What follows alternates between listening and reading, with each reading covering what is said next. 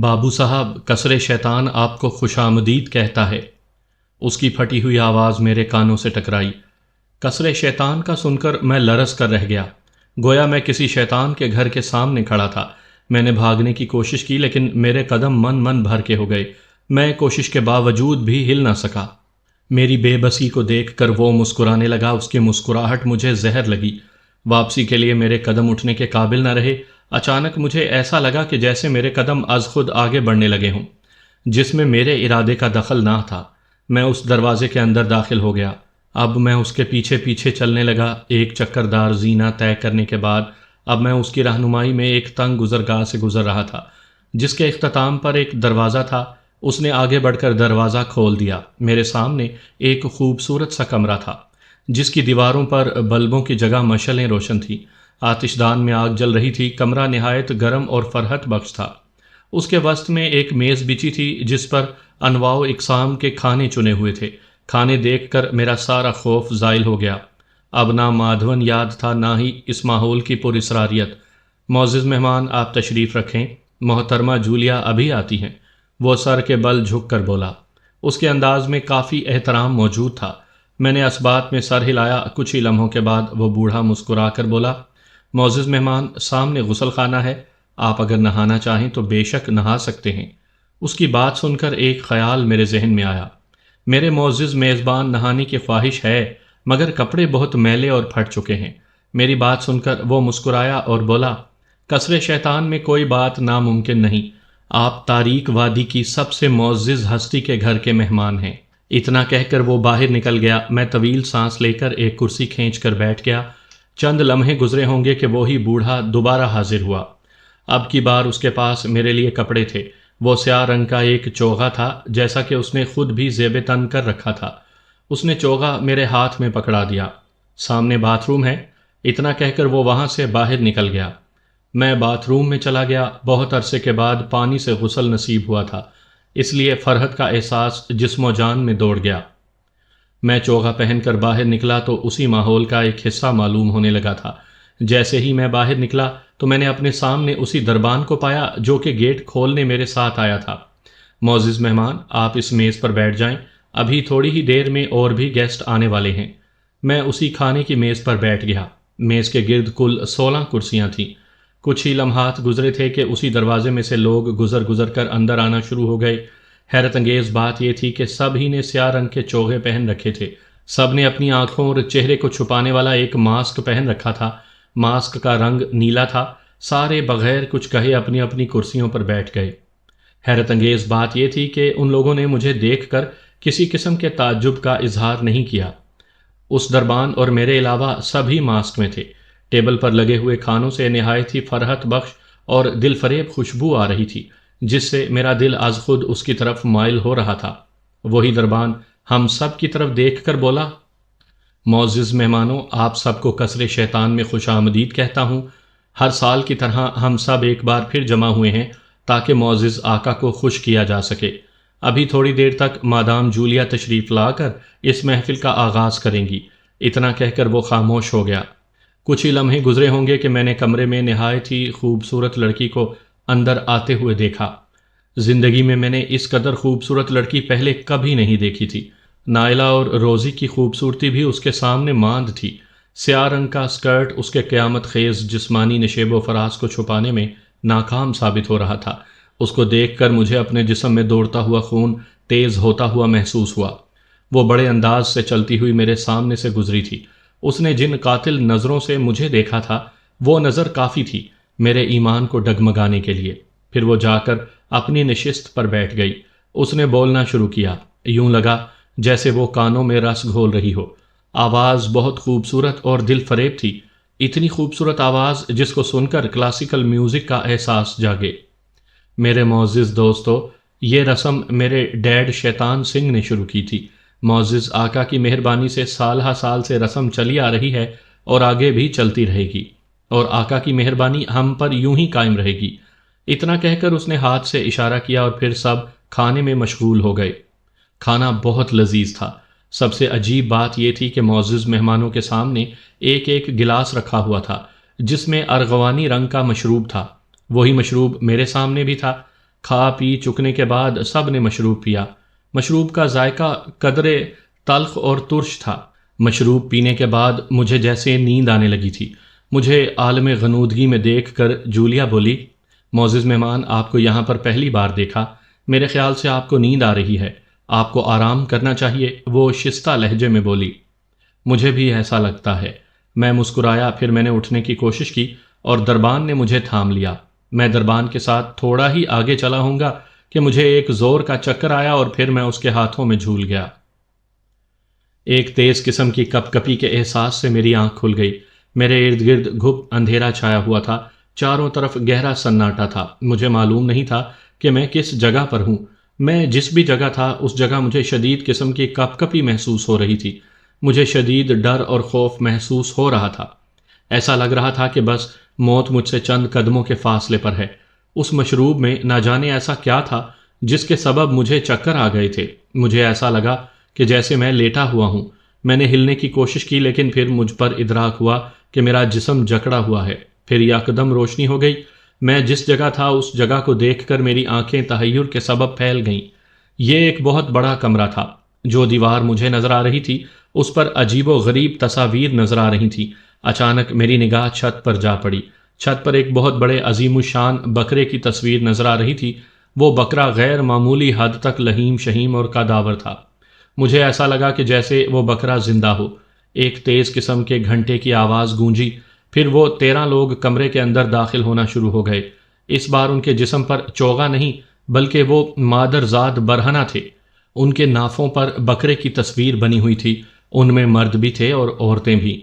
عام حالات میں اگر میں کسی عورت کو اس حالت میں دیکھتا تو شاید میرے دل کی کیفیت کچھ اور ہوتی، لیکن اس وقت تو میرا دل کن پٹیوں میں دھڑک رہا تھا۔ ان سب کے چہروں پر اور ان کی آنکھوں کے درمیان والا حصہ سیاہ رنگ کے پینٹ سے رنگا ہوا تھا۔ ان سب کے ہاتھوں میں بڑے بڑے خنجر تھے جو کہ انہوں نے اپنے ہاتھوں میں پکڑ رکھے تھے۔ اچانک میں نے دروازے سے جولیا کو اندر آتے دیکھا۔ اس کو دیکھ کر میں چونکا۔ اس کے جسم کے نشیب و فراز قیامت تھے۔ اتنے خطرناک حالات کے باوجود بھی میرے دل میں ایک بار اس کے قرب کی تمنا جاگی ضرور تھی، مگر وہ تو مجھے موت بن کر ملی تھی۔ بکرے کے نتنوں سے غیظ و غضب کے سبب دھواں نکل رہا تھا۔ اچانک میں نے اس بکرے کی آنکھوں میں خوف دیکھا۔ وہ سارے خنجر لے کر میری سمت بڑھ رہے تھے۔ میں نے دیکھا کہ وہ بکرا اپنے کھروں کو بڑی ہی تیزی سے فرش پر مار رہا تھا، جیسے کہ غصے کا اظہار کر رہا ہو۔ جیسے ہی وہ خنجر لے کر میرے سامنے آئے اور اپنے ہاتھ بلند ہی کیے تھے کہ میں نے اپنی مٹھی کھول دی۔ روشنی کا ایک تیز جھماکہ میری مٹھی سے باہر نکلا تھا۔ روشنی کے اس جھماکے نے جولیا سمیت ان سب کو اپنی لپیٹ میں لے لیا تھا۔ پھر یکدم وہ ساری موم بتیاں بجھ گئیں۔ پھر سارا کمرہ غیر انسانی چیخوں سے گونج اٹھا۔ پھر مجھے ایسا لگا کہ کسی نے مجھے دھکا دیا ہو۔ دھکا نہایت زوردار تھا۔ میں لڑکھڑا گیا۔ لڑکھڑا کر جب میں اٹھا تو سارا منظر بدلا ہوا تھا۔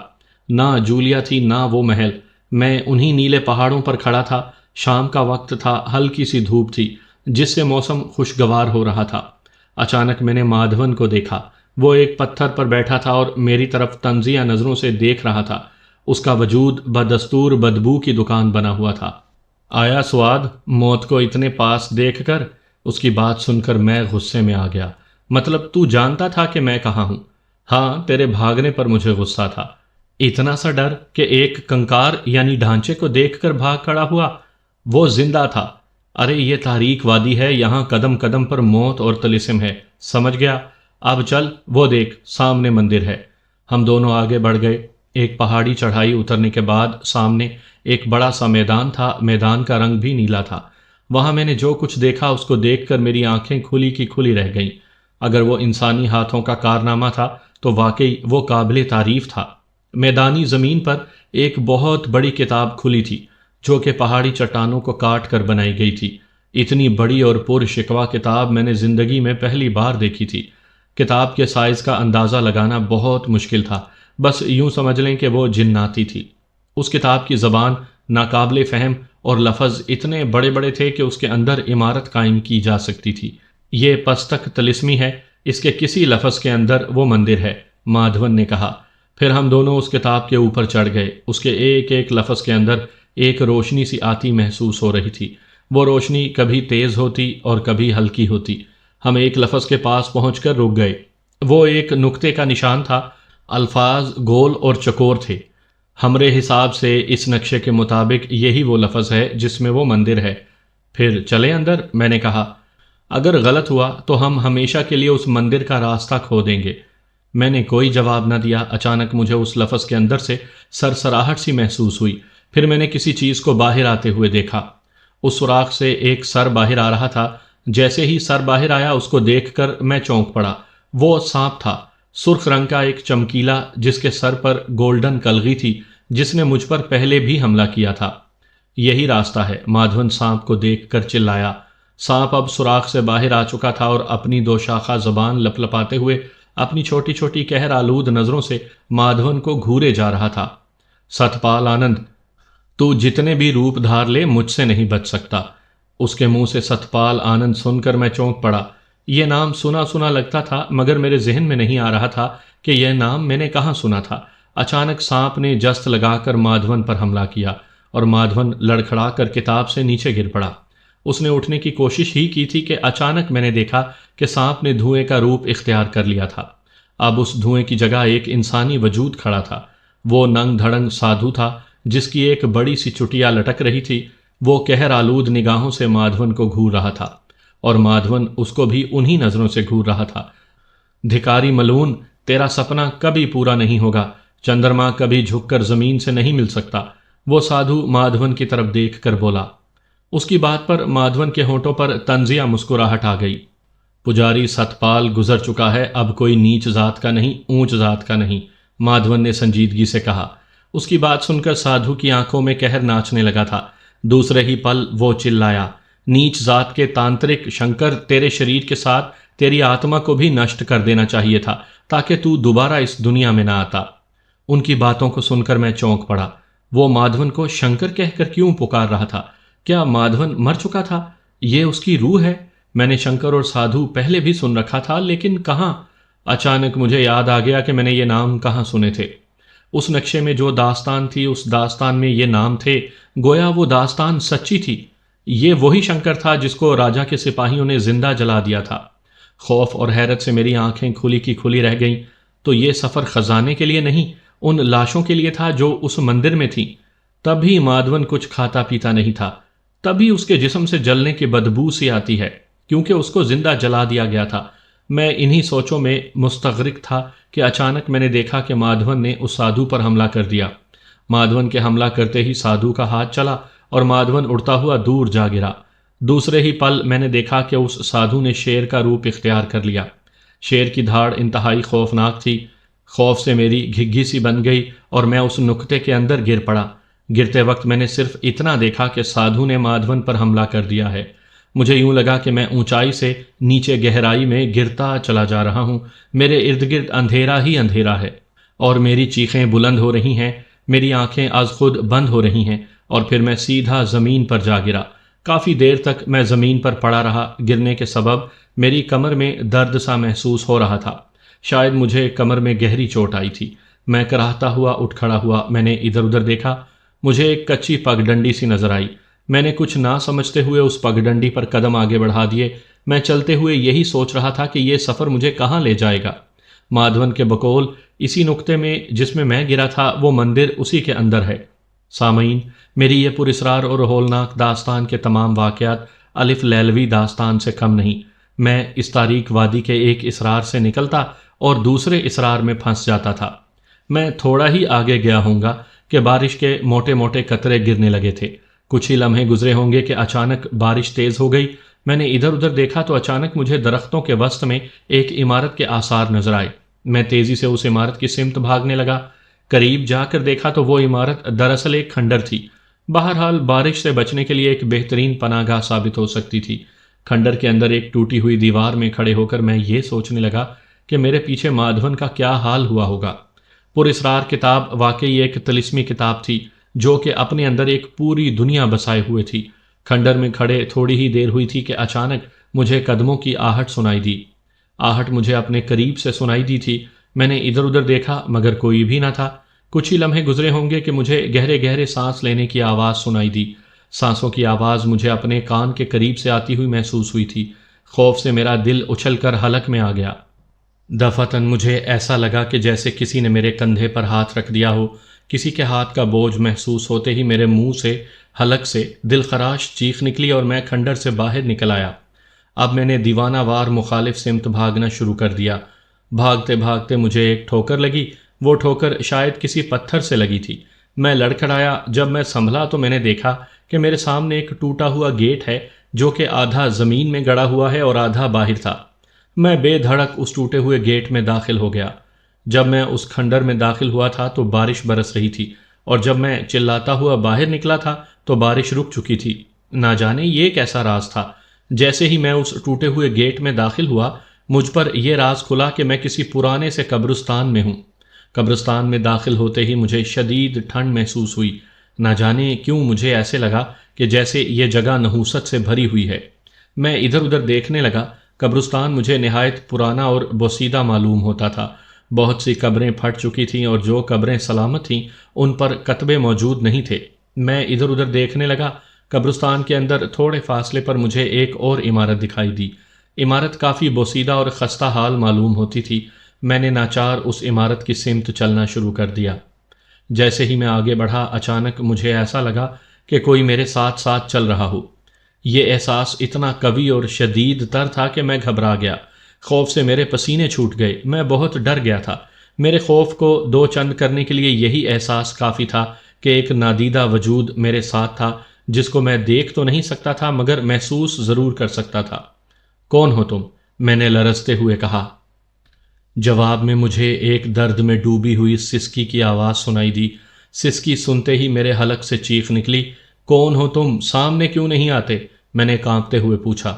جواباً سسکی کی آواز دوبارہ میرے کانوں سے ٹکرائی۔ اب کی بار درد میں زیادہ شدت تھی۔ میں بھاگ جانا چاہتا تھا مگر میرے قدم من بھر کے ہو گئے۔ میرے جسم نے حرکت کرنے سے انکار کر دیا۔ خوف سے میرے دل کی دھڑکن تیز ہو گئی۔ میں دل ہی دل میں مادھون کو برا بھلا کہنے لگا۔ پھر اچانک مجھے کافور کی تیز بو محسوس ہوئی۔ میں چونک گیا۔ میں نے اپنے سامنے ایک ہیولے کو نمودار ہوتے دیکھا۔ وہ کسی مرد کا ہیولا تھا جس کی عمر 30 سال کے آس پاس تھی۔ اس کا چہرہ داڑھی مونچھوں سے بے نیاز تھا۔ اس کو دیکھ کر میں ڈر گیا، شاید وہ کوئی روح تھی۔ افسوس تم بھی پھنس گئے۔ اس کا لہجہ درد میں ڈوبا ہوا تھا۔ کون ہو تم؟ میں نے اس کی طرف دیکھ کر کہا۔ میرا نام مالونگ ہے۔ میں اس وادی کا رہائشی ہوں۔ تم اس وادی کے سب سے خوفناک اسرار میں پھنس چکے ہو۔ یہی بتانے میں کھنڈر میں آیا تھا مگر تم ڈر کر بھاگ نکلے۔ کیسا اسرار؟ تم ایک بدروح ہو؟ جواب میں میرے کانوں میں ایک درد بھری ہنسی سنائی دی۔ نہیں میرے دوست، میں بدروح نہیں، تمہاری طرح انسان ہوں اور اس وادی کا رہنے والا ہوں۔ بس میری روح کو میرے جسم سے الگ کر دیا گیا ہے۔ مالونگ نے پھیکی سی مسکراہٹ سے جواب دیا۔ روح کو الگ کر دیا گیا ہے؟ میں سمجھا نہیں۔ بہت جلد سمجھ جاؤ گے، مگر تم ہو کون؟ میرا نام امجد ہے۔ میں اپنے ساتھی کے ساتھ جہاز میں سفر کر رہا تھا اور جہاز ڈوب گیا اور ہم اس وادی میں پہنچ گئے۔ میری بات پر مالونگ ہنسا اور بولا، میرے دوست، لوگ اس وادی میں ہمیشہ اسراروں کی تلاش میں آتے ہیں۔ تم کو کس چیز کی تلاش ہے؟ میرے ساتھی کو 2 چہروں والے مندر کی تلاش ہے۔ میری بات سن کر مالونگ کے منہ سے تحیر خیز آواز نکلی اور پھر وہ حیرت بھرے لہجے میں بولا، یہ وہی مندر ہے نا جو ہزاروں سال پرانا ہے اور اس میں کوئی پراسرار خزانہ بھی موجود ہے؟ اس کی بات سن کر میں حیرت زدہ رہ گیا۔ اس کا مطلب وہ نقشہ ٹھیک تھا، واقعی کوئی ایسا مندر موجود تھا۔ وہ مندر موت کا مندر ہے۔ اس وادی کے سارے اسرار اس مندر سے وابستہ ہیں۔ اگر تم وہاں گئے تو زندہ واپس نہیں آؤ گے۔ اس کی بات سن کر میں گھبرا گیا تھا۔ ابھی میں کچھ سوچ ہی رہا تھا کہ اچانک میں نے مالونگ کے چہرے پر خوف ظاہر ہوتے ہوئے دیکھا اور پھر وہ بولا، میں جا رہا ہوں، میں دعا کروں گا کہ تمہاری روح تمہارے جسم سے الگ نہ ہو۔ اتنا کہہ کر میں نے مالونگ کے ہیولے کو دھوئیں کے روپ میں دیکھا اور پھر وہ دھواں فضا میں تحلیل ہو گیا۔ مالونگ کے جاتے ہی مجھے خوف سا محسوس ہونے لگا تھا۔ نہ جانے مادھون کہاں تھا؟ اس منحوس سادھو نے اس کو مار تو نہیں دیا، مگر مادھون تو پہلے ہی مرا ہوا تھا۔ میرا دماغ کام نہیں کر رہا تھا۔ اچانک مجھے سردی سی محسوس ہونے لگی۔ سردی اس قدر تھی کہ میرے دانت بجنے لگے تھے۔ میں نے قدم آگے بڑھانے کی کوشش کی۔ میری خوشی کا کوئی ٹھکانہ نہ رہا۔ میرے سن پیروں میں جان پڑ چکی تھی۔ سردی سے بچنے کے لیے میں تیز تیز چلتا ہوا اس عمارت میں داخل ہو گیا۔ میرے ذہن میں مالونگ کے الفاظ گونج رہے تھے کہ خدا کرے تمہارا سایہ تمہارے جسم سے الگ نہ ہو، یعنی تمہاری روح تمہارے جسم سے الگ نہ ہو۔ جیسے ہی میں عمارت کے اندر داخل ہوا، سردی کا احساس نہ صرف ختم ہو گیا بلکہ مجھے گرمی محسوس ہونے لگی تھی۔ اچانک میرے کانوں نے کسی کے رونے کی آواز سنی۔ میں نے ادھر ادھر دیکھا، مجھے کوئی نظر نہ آیا۔ آواز میں نہایت درد اور کرب تھا، یوں لگتا تھا کہ جیسے کسی بچے کو اس کی ماں سے جدا کر دیا گیا ہو۔ آواز سامنے والی کوٹھڑی سے آ رہی تھی۔ آواز کا راز جاننے کی نیت سے میں اس کوٹھڑی میں داخل ہو گیا۔ کوٹھڑی میں داخل ہوتے ہی میں نے جو کچھ دیکھا وہ میرے رونگٹے کھڑے کر دینے کے لیے کافی تھا۔ تاریک وادی کا یہ نیا اسرار میرے سامنے تھا۔ یہ ایک بہت بڑا کمرہ تھا، اس کی دیواروں پر عجیب و غریب تصاویر بنی ہوئی تھیں۔ وہ ساری تصویریں جانوروں کی تھیں، لیکن ایک تصویر جو کہ سب سے زیادہ نمایاں تھی وہ بلی کی تھی۔ دیواروں پر چاروں طرف شمعدان روشن تھے، جن کی نیلی روشنی منظر کو نہایت ہی خوفناک بنا رہی تھی۔ دیواروں پر نہ جانے کون سی زبان میں کیا لکھا تھا، میں سمجھنے سے قاصر تھا۔ شاید کوئی اشارتی زبان تھی۔ کمرے میں چاروں طرف قطار در قطار سنگ مرمر کے چبوترے پر تابوت رکھے تھے جن کا رنگ نیلا تھا۔ تابوتوں کی تعداد 100 سے زیادہ ہی تھی۔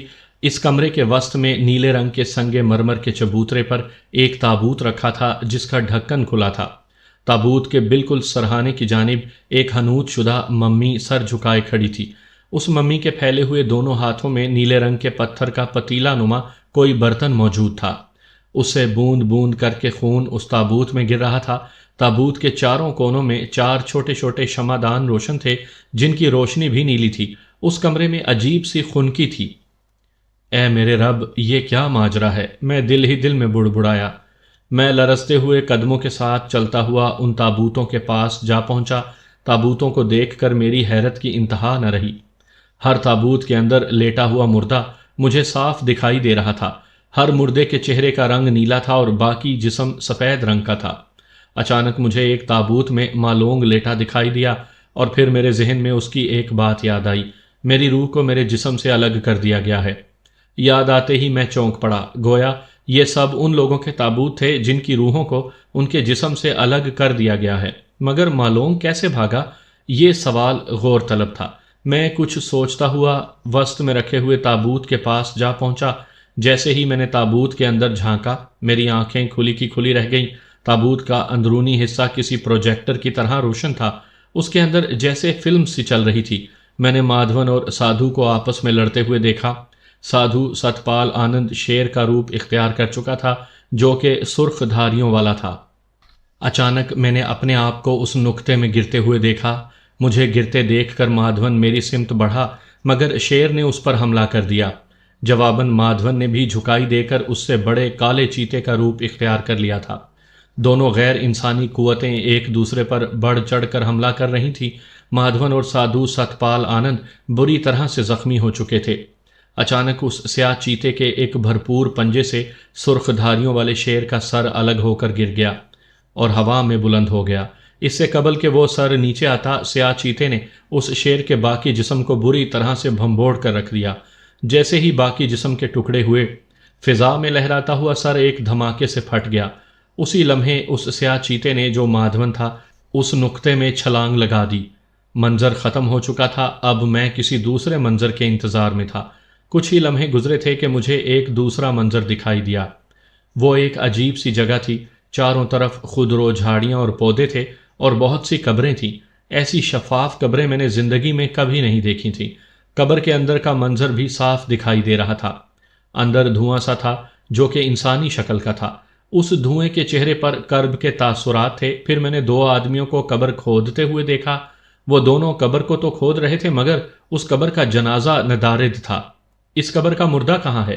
ابھی آ جائے گا، پھر اس کی روح بھی ہم لوگ دفن کر دیں گے اور جسم کو پراسرار محل میں دفنا دیں گے۔ اس کی بات سن کر میں چونک گیا، گویا یہ روحوں کا قبرستان تھا۔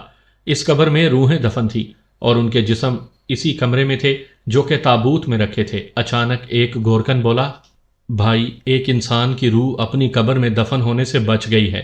اگر اس کو نہیں پکڑا تو ہماری اپنی بلی ہو جائے گی۔ پہلے نے کہا، مگر وہ نکلا کیسے؟ دوسرے نے پوچھا۔ میری ہی غلطی تھی، پہلے نے کہا۔ خیر کوئی بات نہیں، غلطی تو غلطی ہی ہے۔ وہ باتیں کر رہے تھے کہ اچانک مجھے کسی نے دھکا دیا اور میں اس تابوت کے اندر جا گرا۔ جیسے ہی میں اس تابوت میں گرا، ہوا کے تیز جھکڑ چلنے لگے۔ میں نے اپنے ارد گرد تیز ہوائیں محسوس کیں۔ جیسے ہی وہ ہوائیں رکیں، میں نے اپنے آپ کو اسی قبرستان میں پایا جہاں وہ گورکن تھے۔ چاروں طرف بے شمار قبریں ہی قبریں تھیں جن کی دفن شدہ روحیں مجھے نظر آ رہی تھیں۔ مجھے دیکھ کر وہ چلایا، دیکھو اس قبر کا شکار آ گیا ہے، پکڑو اس کو۔ یہ سننا تھا کہ میرے حلق سے چیخ نکلی اور میں دیوانہ وار بھاگ کھڑا ہوا۔ وہ دونوں چلاتے ہوئے میرے پیچھے آ رہے تھے۔ بھاگتے بھاگتے میں ایک ایسی جگہ پر جا پہنچا جہاں دریا بہہ رہا تھا۔ اس دریا کا پانی سبز رنگ کا تھا، یوں لگتا تھا کہ جیسے کسی نے اس میں زہر گھول دیا ہو۔ اتنا سبز پانی میں نے زندگی میں پہلی بار دیکھا تھا۔ تاریک وادی میں ہر چیز میرے لیے تو عجوبہ ہی تھی۔ اچانک میں نے دیکھا کہ وہ دونوں چلاتے ہوئے میرے بالکل قریب آ گئے ہیں۔ پھر میں نے بغیر سوچے سمجھے اس پانی میں چھلانگ لگا دی۔ میرے چھلانگ لگاتے ہی پانی کا بہاؤ تیز ہو گیا۔ میں نے اس پانی میں ہاتھ پیر چلانے شروع کر دیے۔ اچانک مجھے ایسا لگا کہ جیسے کسی نے میرا ہاتھ پکڑ کر باہر کھینچ لیا ہو۔ جیسے ہی میں باہر آیا تو میں نے دیکھا کہ میرا ہاتھ پکڑنے والا مادھون تھا۔ مادھون کی نظروں میں نے سنجیدگی دیکھی۔ تھوڑا نصیب اچھا ہے جو کہ روحوں کے قبرستان میں دفن ہونے سے بچ گیا۔ اس قبرستان میں بہت مظلوموں کی روحیں دفن ہیں۔ ہونے دے، ہم کچھ نہیں کر سکتے۔ تاریک وادی کے اسرار ختم نہیں ہو سکتے، مادھون نے کہا۔ میں نے کوئی جواب نہ دیا۔ چند لمحات کے بعد مادھون نے کہا، سامنے دیکھ۔